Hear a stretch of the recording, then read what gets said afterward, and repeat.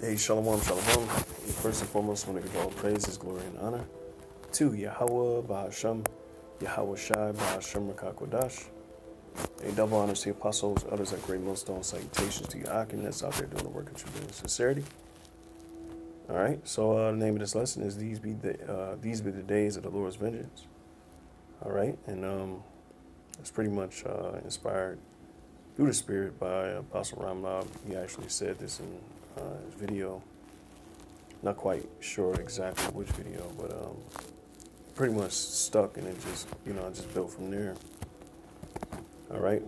So these be the days of the Lord's vengeance, and literally the age that we live in is, it's going to be the most devastating for mankind. Okay, because you have the so-called white man, the devil, according to the Bible. He's losing his kingdom. All right, he's losing out on his rulership, and what comes with that, he's going to pretty much drag the whole world down with him. All right, and as we see things pretty much kick up, they're going to progressively get worse for these people out here. But all in all, these be the days of the Lord's vengeance. Literally. All right. And one of my favorite precepts is 2nd Ezra, the 16th chapter, the 19th verse. These days are going to be set up punishments for the wicked. All right. And but the kicker here is that, for the elect, the sincere Akim and Akwatiyam,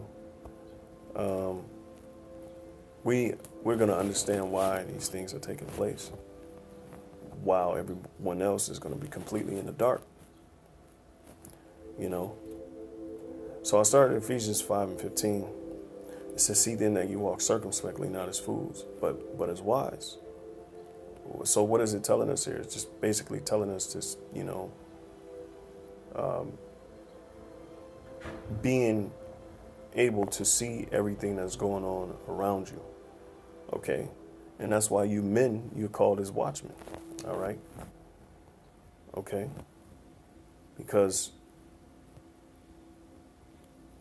there's prophecies, okay, that were said aforetime, which are playing out in our reality or manifesting themselves in our reality. All right. And why is that important? Okay, because it determines the future of the society that we live in. Not only that, but, the Lord is setting up his everlasting kingdom. All right, and that's what this is truly all about. It's about the will of the Heavenly Father and what's basically about to take place on this earth, and understanding why it's happening. All right, so Salaki, if I'm all over the place, but verse 16, all right, redeeming the time because the days are evil. And another word for redeeming is to literally buy back. So buying back the time. All right, because most of our time is taken away from us through what? Entertainment, through these mediums, through these different forms of witchcraft. All right, entertainment, so on and so forth. So we have to buy back the time because the days are evil. We're living in an age that is going out with a bang. In this age, things are progressively going to get worse. The scriptures talk about birth pains. All right, so things are going to gradually get worse until the Son of Man, the Son of the Heavenly Father, comes, because he's coming with healing in his wings. All right, so if Yahweh Shai, who the world calls Jesus Christ, if he's coming with healing in his wing, then there's going to be a lot of ill people, on this planet already, and mainly the elect. All right, because that's who he's coming for, the elect of the nation of Israel. All right. So we're supposed to buy back the time because these days are evil. All right, verse 17, "Wherefore be ye not unwise, but understanding what the will of the Lord is." All right, so we're supposed to be of an understanding heart and understand why these things are taking place, because it's part of the will of the Heavenly Father. And ultimately, like I said, he's coming to set up his everlasting kingdom. And through that, the age that we live in, all right, the evil and the ones that are being wicked, all right, they're going to face the Lord's wrath, his vengeance, all right, because they're in the way of him and his kingdom, all right. So, Salaki, I'll read it again, verse 17, wherefore be ye not unwise, but understanding what the will of the Lord is, all right. And so we understand that the Lord is coming to set up his everlasting kingdom, all right. And for the most part, these people are in the way, okay. So, oh man. So Salaki, let's go back. So this is Second Esdras. All right, well, let me get Ecclesiastes 12:1. All right, Salaki. Ecclesiastes 12:1. Remember now that I created in the days of thy youth, while the evil days come not, nor the years draw nigh, when thou shalt say, I have no pleasure in them. All right. But for the most part, we're supposed to lean upon the Lord, Yahweh, and his word. All right. And the days of our youth are now, you know, while the evil days come not. Because the evil days are right around the corner. All right. And literally, we're supposed to defect from this place, America, defect from the American way. Because all it does is corrupt you. All right. And that's all this place is going to do. Okay. While the sun or the light or the moon or the stars be not darkened, nor the clouds return after the rain. All right. Because the Lord is going to remove knowledge, wisdom, and understanding away from this place. Okay. And people are just going to be filled with their own devices. And devastated because their own devices is literally going to lead them to death and destruction. In the day when the keepers of the house shall tremble, and the strong men shall bow themselves, and the grinders cease because they are few, and those that look out of the windows be darkened, right? So there ain't going to be no future. There ain't going to be no jobs out here. You already see what the COVID-19 is pretty much doing the jobs. It's devastating them. All right? COVID-19 is devastating, the world economy. Okay? All right? And so what? Even the leaders of the society, man, is going to be in peril and dangerous, and they're going to be trembling. So are the mighty men. All right? It says, and the doors shall be shut in the streets. When the sound of the grinding is low, that means no jobs. And opportunity is going to be gone. And he shall rise up at the voice of the bird, and all the daughters of music shall be brought low. All right? Your entertainment is going to be gone. Okay? Because the Lord is going to, the spirit is going to fail. All right? The comely, the mirthing, the entertainment, all of that spirit is going to fail this place. Okay? And that's one of the remedies that the Lord has set up for the wicked, because they continue to enjoy themselves. And the more they enjoy themselves, the more angry the Heavenly Father is. Yahweh. Okay? So, I see my next precept. I'll get the Second Ezra. 16th chapter, the 19th verse. And it pretty much brings perspective to how and what basically what's going on. 2 Ezra 16:19 says, behold, famine and plague, tribulation and anguish are sent as scourges for amendment. So in other words, all these things, famine and plague and tribulation and anguish, are sent as punishments for correction. All right? And scourges just means punishment, and amendment means correction, literally, correction. So these things are being sent, as punishments for what? Correcting who? The wicked, of course. And of course, we have to go through the straits as well, but we're hoping for wide. And the wide represents the kingdom, with the Lord, his will. He's coming to establish his kingdom. All right? And it's just we have to go through these things. But we're going to have a one-up on the rest of society. Because what? These people don't know what's going on. They ain't got a clue. So they're going to be unaware, and they ain't going to have nobody to comfort them. We will. 2 Ezra 16:20, it says, "Before all these things, they shall not turn from their wickedness, nor be always mindful of the scourges," meaning the punishments.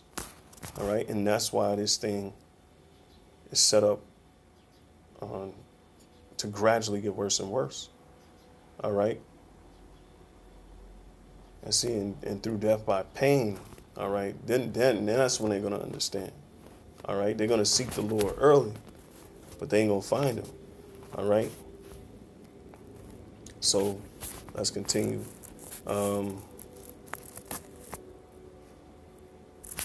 Let's see. Select. It says, "Behold, victuals shall be so good cheap upon earth, that they think themselves to be in good case. Even then shall evils grow upon earth, sword, famine, and great destruction." And we're literally seeing that manifest as we speak right now.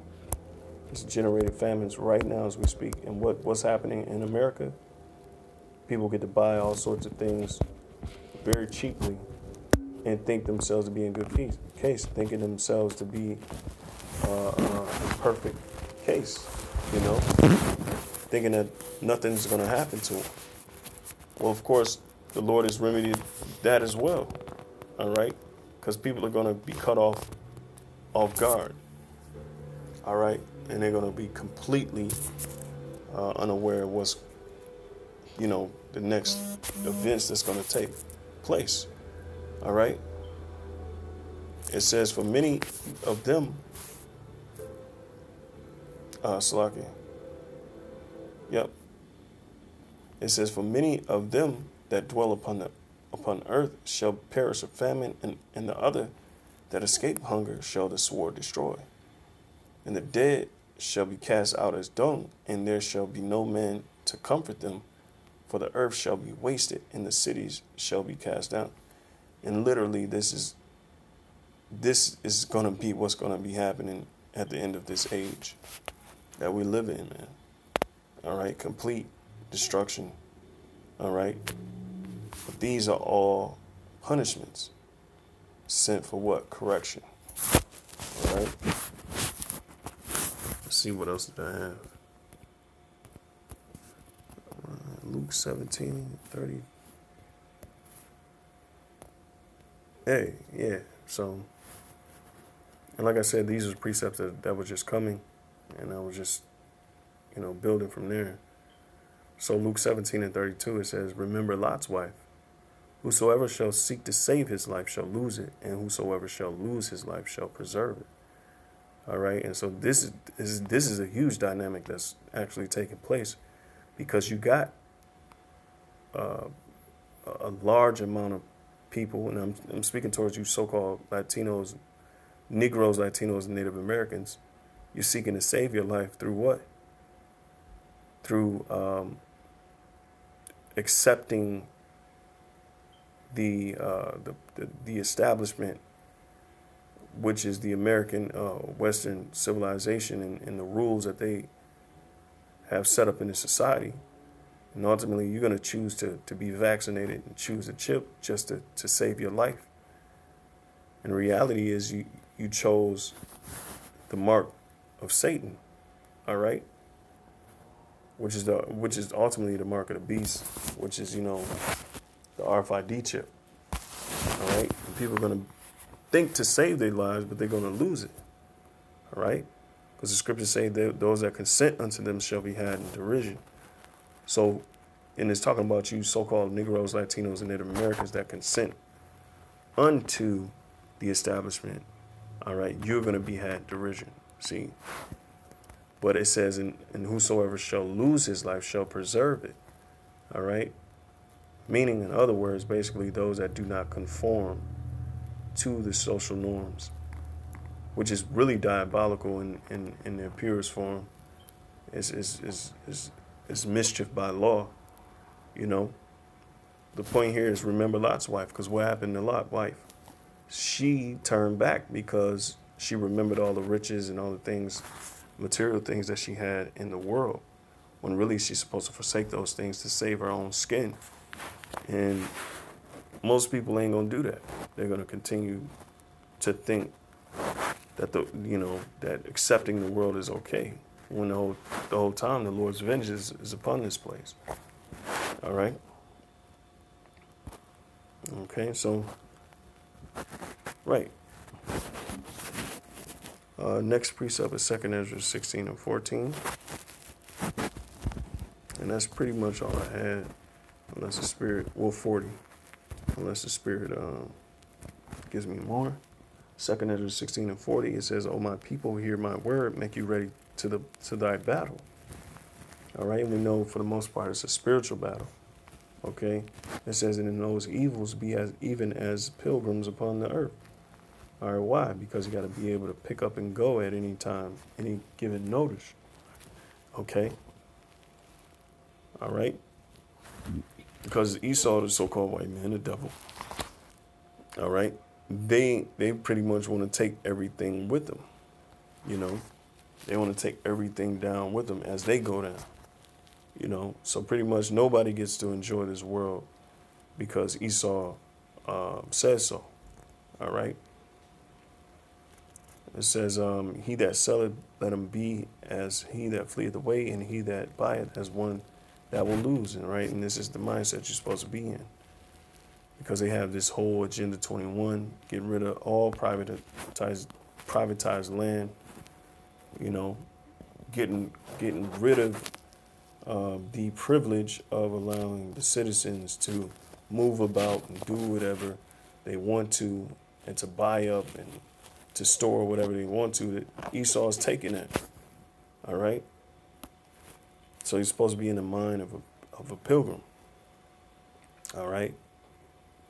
So Salaki, I'll continue. It says, "He that occupieth merchandise as he that hath no profit by it, and he that buildeth as he that shall not dwell therein.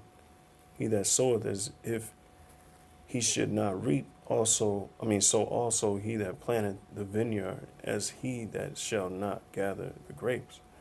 They that marry as they that shall get no children, and they that marry not as the widowers.